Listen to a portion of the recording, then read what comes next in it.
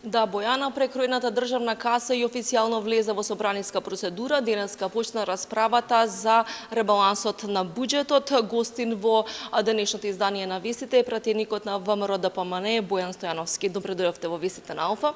За почеток, секогаш кога се прави ребаланс на буџет, тој се крои врз основа на одредени проекции. Овој пат тие проекции најмногу заради нафтената криза се намалени за во делот на економскиот раст и во делот на инфлацијата. Има зголемување од 2,5 на 4,5%. Дали сметате дека овие проекции се реални? Па така и ги направивме да бидат реални, бидејќи грешка е во економијата вие да конструирате било кој економски документ, а да не сте реални во проекциите, како што тоа беше во минатото. Во ребалансот убаво пишува дека растот е има одредена корекција која што е намалена. Наместо 3,8% 3% раст, исклучиво заради кризата на Блискиот Исток, согласно сценаријата кои што беа одредено малку песимистички, гледаме дека кризата се намалува, што значи дека може да има и корекција до крајот на годината и во позитивна насока, додека инфлацијата, ако ја видите незината суштина, ќе видите дека голем дел генерално зависи од базната инфлација, како и од инфлацијата која што доаѓа од цената на храната, нормално детерминирана од кризата на Блискиот Исток, но она што можам да го кажем е дека очекуваме кризата, односно реализацијата на мировните договори да иде во насоката која што е сега присутна и на тој начин да можеме, зошто да не и да ги коригираме тие проекции на позитива. Така, во делот на расходите, тие се зголемени за околу 190 милиони евра, најголем дел 100 милиони евра одат за капитални инвестиции, меѓутоа имаме и зголемени средства за разни трансфери, субвенции, зголемување на плати и слично. Сигурно ќе има жестока дебата од страна на опозицијата во делот на буџетскиот дефицит, кој што поради оваа основа се зголемува на 4,1%, кои се вашите аргументи? Во еден ребаланс процентот на капитални проекти, односно на сумата која што треба да ги финансира капиталните проекти се зголемува за 14,5%. Повторувам, 14,5% ќе издвоиме до крајот на годината повеќе за капитални проекти. Развојните подпрограми, оние кои што се најважни за реализација на тие проекти, се зголемуваат за 11%. Субвенциите и трансферите се зголемуваат исто така со милиарди денари. Тоа значи дека македонските земјоделци ќе добијат субвенции кои што се повисоки. Ќе има исплата за ученички, за студентски стандард, мој ДДВ и сите оние колективни договори кои што оваа држава ги има земено како врска, ќе продолжи да ги исплаќа.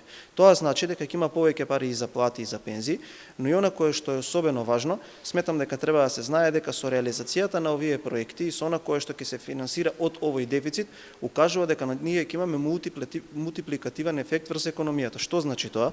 Ако вие го видите добро буџетот, ќе видите дека нискоградбата, процентот на изградбата во тој аспект е зголемен за 24%, што значи дека ќе се гради повеќе, дека ќе се гради многу посилно и дека тие средства ќе се вратат во буџетот. Две работи треба да знаат граѓаните. Прво, дека ќе се реализираат многу проекти, а второ, дека секако животниот стандард ќе биде многу подобар.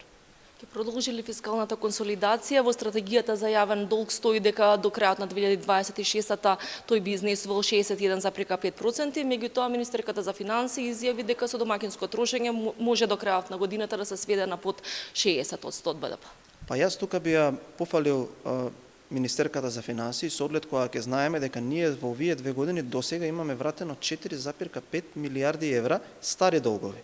Дека до 2031 година ние треба да вратиме уште 9 милиарди евра долгови кои што се земени во претходните 7 години, додека овие кои што сега критикуваат беа на власт, што значи дека фискалниот простор во буџетот е навистина тесен. Ние до крајот на годината треба да вратиме уште стотици милиони евра земено од тоа време, кои што немаат никаков додатен ефект во економијата.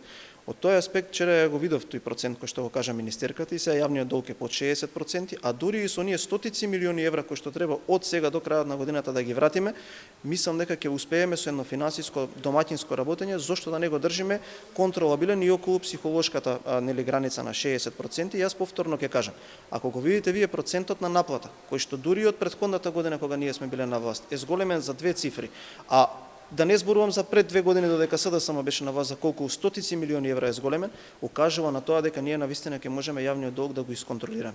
Од аспект на јавниот долг е многу важно да подвлечеме и една работа. Ставката за стоки и услуги се намалува за 600 милиони денари, што значи непродуктивното трошење се доведува до најминимални граници, сите оние мултипликативни ефекти врз економијата се зголемуваат и затоа можеме ние дури и со вакви обврски кои што ги имаме превземено да го држиме јавниот долг на едно нормално, пристојно ниво.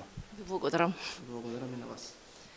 Бојана, тоа беше разговорот со пратеникот на ВМРО ДПМН Бојан Стојановски. Јас само ќе кажам дека по исцрпување на општата расправа во матичната комисија за финансирање и буџет ќе следи амандманска расправа. За ребалансот на буџетот се поднесени 224 амандмани, од кои што најмногу амандмани 90 имаат поднесено пратениците на ДУИ, 78 се од страна на пратениците на СРСМ, 51 од Левица и 5 од коалицијата Вреди. Во текот на јули се очекува ребалансот на буџетот да помине во собранието.